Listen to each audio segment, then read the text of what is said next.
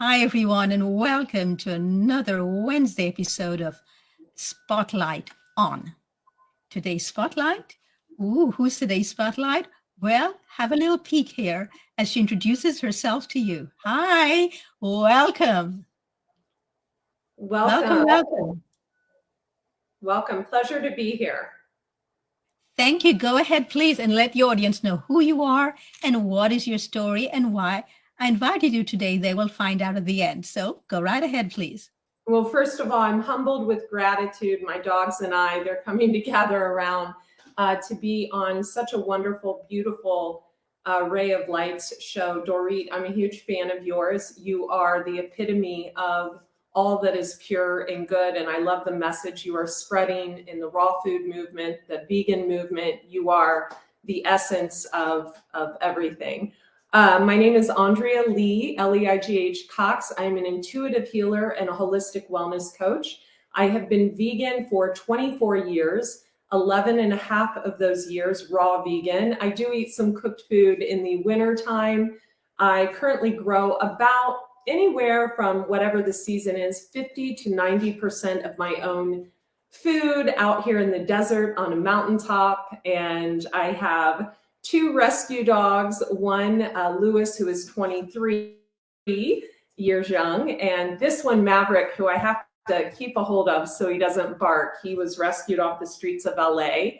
And I work with clients both in the industry and not in the industry on how to achieve their maximum potential with the foods they eat, the herbs they intake, whether in tincture or just, on their food, and through their Akashic Records by healing past life trauma and childhood wounding.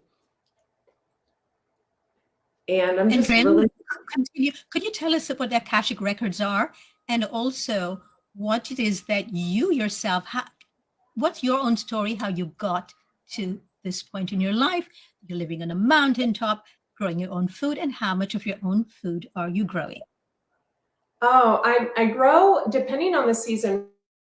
Right now I'm growing about 50%. In the summer, it'll be about 90%. I grow a lot of herbs. I have evening primrose, garlic dill, regular dill, garlic chives, regular chives, parsley, kale, spinach growing right now, basil, rosemary, thyme, and I grow a lot of flowers as well. And I make flower essences for myself and my clients. I sell a lot of those in an Etsy store called The Detox Intuitive. And my website is andreacox.com. How I got into this lifestyle was I was a fitness model in my 20s, and I had an eating disorder called bulimia, and I healed myself on living foods. Eating a raw vegan diet, adopting that almost 24 years ago, I'm in my late 40s, was the beginning of my healing process. It was a way that allowed me to eat whatever I wanted in abundance and literally turn the hands of time in reverse, and also, be able to eat however much I wanted without putting myself in some type of box where I had to measure my food and all that other crap that we don't want to do as women. So go ahead, please. Tell us your story, how you decided why, and what was your first exposure to living foods, why you adopted it, and why you decided to live on a mountaintop. Oh, the mountaintop. So the mountaintop brings me peace. I am a hermit, life path number 9, personality number 33, which is the master healer and teacher. And it provides me the solitude I need to create. I'm currently creating an oracle deck on wellness and called The Lessons of the Mystic Muse. And so let's see. I got into this lifestyle 24 years ago when I went to visit Gil Jacobs in New York City. He's a master colon hydrotherapist.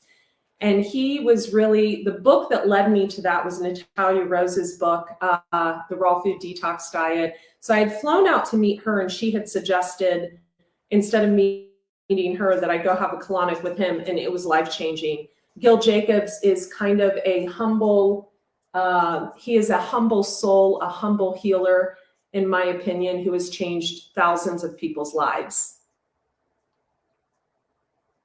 And go ahead. And how did that take you? What take you from there to Living Foods, and why did you decide to make the changes? You're a fitness model. You obviously were very fit. What happened? Why you decided you needed hydrocolon therapy? Oh, goodness. So I was having digestive issues. I was eating a high protein diet. I grew up in the hills of Ohio. So, a lot of farmers, a lot of Amish farming. You drink milk, you do all that. And, my roots are from Ohio and Kentucky. And just my blood type is an A. Not that that matters. I personally feel that everyone can thrive on a vegan diet, a raw vegan diet, even more so. It just was the first time that I ever felt free within my body.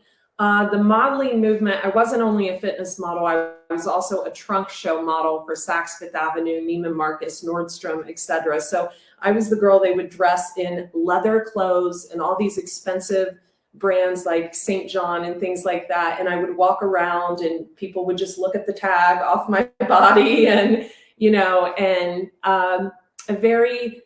a very cool, affluent lifestyle, but one that wasn't close to my heart. I wasn't helping people. I wasn't healing humanity. I wasn't doing the deep-rooted shadow work necessary to grow and ascend and expand on a higher vibrational level. And so for me, it was a matter of, I can remember as I was going raw vegan, and I hope I don't choke up, I remember connecting with my father who had crossed over. He passed in an accident when I was 10, and he came to me in a dream and said, "You're on the right path, keep going." And then it wasn't but 3 nights later that my grandmother Lagolda, who's the reason I grow my own food, she taught me to grow my own food. She came to me sitting on the edge of my bed in the same position as my father 3 days before and said, "You have a mission in life to help others heal. You have a mission in life to help people prevent cancer and degenerative diseases. You have a mission in life to help people with their eating disorders, etc., to help women feel good about themselves. Keep going." And it was my 2 angels, my grandmother Lagolda and my father, that really changed the dynamic for me. And I kept going. And that led me into the Akashic Records. And the Akashic, let me know if you'd like me to get him, because I know he can be very disruptive. Would you like me to get him? Yes, I think it's a great idea.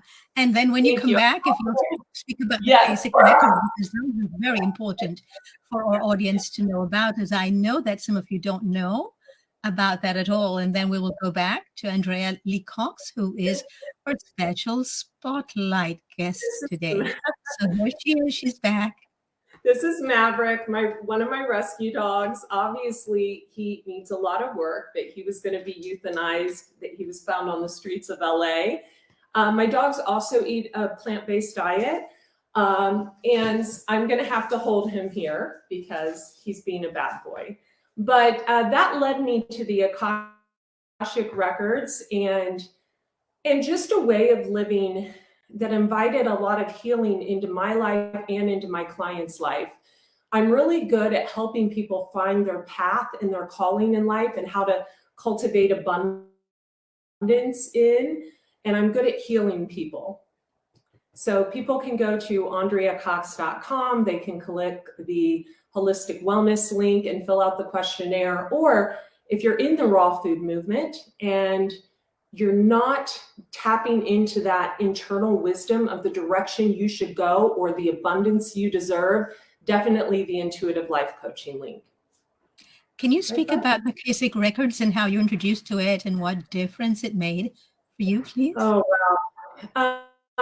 Well, losing the people I love the most very young and feeling like they were visiting me in the dream state and visiting me on a level in the ethereal 3D world that was profoundly moving and touching to me, where I would literally see them and feel them, and they would communicate with me and say, "No, this way, not that way." was life altering. The Akashic Records help you dive into your past lives to find your calling and your path in this lifetime.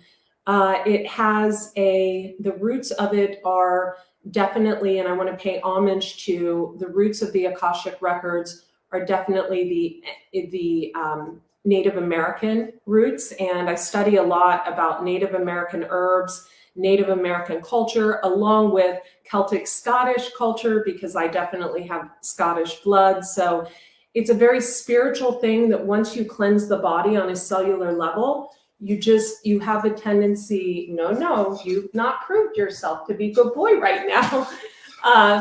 You have a tendency to go deeper on a spiritual level at that time. And I've made a lot of mistakes as well. I made mistakes very early on that I like to teach my clients not to make. Learn from my mistakes so you don't make the same ones, basically. And go ahead, tell us more about yourself and how you came to be, on this particular mountaintop, having been a lifelong hermit. Why did you choose this particular one? And what do you find is the difference between living in a city and living there? I would never live in a city. Absolutely not. Yeah. It's even though in my gene keys, which is the gene key of unconditional love and a manifesting generator, which I definitely am, it says I should live in a city. I would thrive there. It's not my cup of tea. I really need peace in my life. Having a large social media following on YouTube, on TikTok, on Facebook, it's Andrea Lee, Leigh Cox. Having a large social media following means that I need a place to retreat to that is peaceful. And this is peaceful to me. And can you tell us about your own transition into living foods? How did it go? Overnight. I did all the wrong things. I basically went vegan and raw overnight. Yeah. How did you do it? Did you do juice first? Back from New York and just refused to eat cooked food or animals ever again. That was it. It was like a no-brainer for me. I'm an all or nothing person. And when I make a choice to be in a relationship or do something or rescue an animal or whatever, I'm all or nothing. You can see I have my hands full with him. I am an all or nothing person. I haven't always been a hermit. I was in an 11-year relationship. I've been in a 5-year relationship. I lived bi-coastally in Mexico and in San Diego. I moved to Las Vegas for 2 years, which is definitely not my cup of tea. I am a hermit because I am a creator. My life in this lifetime is not to birth babies. It is to birth books and oracle decks and to help my clients ascend. So, yeah. So I think what you just said is really important for a lot of women to hear and to know, that we do give birth, all of us, men and women, all the time give birth, but the only idea of giving birth seems to be little humans. So could you speak about how do you feel about mothering all of these other avenues? I am a mother. I'm an earth mother. And, I never had a desire to have children. It was not my destined path. It was not, I miscarried twice. And to be honest with you, I consider that a blessing. It was not on my destined path to give birth in this lifetime. I am an earth mother. I have men and women that turn my direction every day and say, okay, I'm going through a breakup. Okay, I'm trying to get healthier. Okay, I have cancer, and I've done all the things, so to speak. I've done the 30-day water fast. I've done the juice fast. You're not getting out of my hands, my love. I've done all the things, so to speak. My apologies for him. He's a work in progress. And, I consider this to be my baby, this little guy that was to be euthanized, my 23-year-old rescue off the streets of Ohio. My clients are my babies. My books are my babies. My oracle deck that is coming out, The Lessons of the Mystic Muse, is my baby. These are my babies. These are my children. And you said before that you, in the winter, do eat some cooked food. What exactly does that mean? Potatoes I grow, squashes I grow. I will bake them. And it's funny, I just had Professor Spiro, I believe his name is, and Doug Evans and Dan McDonald on my podcast, the Hermetis podcast. And they all, I believe, admit to eating some cooked foods here and there. And, you know, I feel like as a woman in her late 40s, a little bit of baked starch is hormone balancing. It actually soothes the nerves and anxiety levels. And I find for me, as long as I don't do it too often, it sits well with me. It digests beautifully. I'm all about digestion, all about digestion. If I could live as beautifully as you with all of this overhead and things on a 100% raw diet year round, I would do so. I would do so. But I find that in the wintertime, a little bit of cooked starch here and there helps me sleep, relaxes me, is a nice release for me. And I want to say one more thing. I think we need to get away from this stigma, cooked versus raw. And here's why. I feel that going vegan is such a life-changing experience for people in itself. And it saves so many animals. And I am an animal lover, obviously. Obviously, I have my hands full here. And I feel like if people are going vegan, it's better for the animals, it's better for our environment, and that is where we start. That is where we start. And we shouldn't, you know, label people, you know, like, oh, well, you're not raw vegan, so you're less than. You know, I was raw vegan for 11 and a half years, 100%. I wouldn't even drink tea. And now, you know, I personally feel that this works for me, and I don't judge anybody else with their food choices. I do push people to go vegan though. I feel like it's the way, the path. It's in Genesis, it's in the Bible. Well, thank you so much for coming on today. And this is why I have on many different people who go many different paths, that there's not just one path that we're meant to follow. We need to learn who we are and what works for us. So obviously you found what works for you. So congratulations, Andrea Cox today. Thank you so much for coming on. It's been a pleasure having you with us. And we look forward very much to see and hearing more about the oracle cards. Thank you so much, Dorit. Pleasure. You are everything that you say you are. You are just a beautiful soul. Thank you for having me. Been my pleasure. Thanks, everyone. See you all again next week, Wednesday, when we have another spotlight here on the Elegantly Raw Dorit podcast. Thanks, everyone. Thanks, Andrea Cox. Bye. Thank you so much.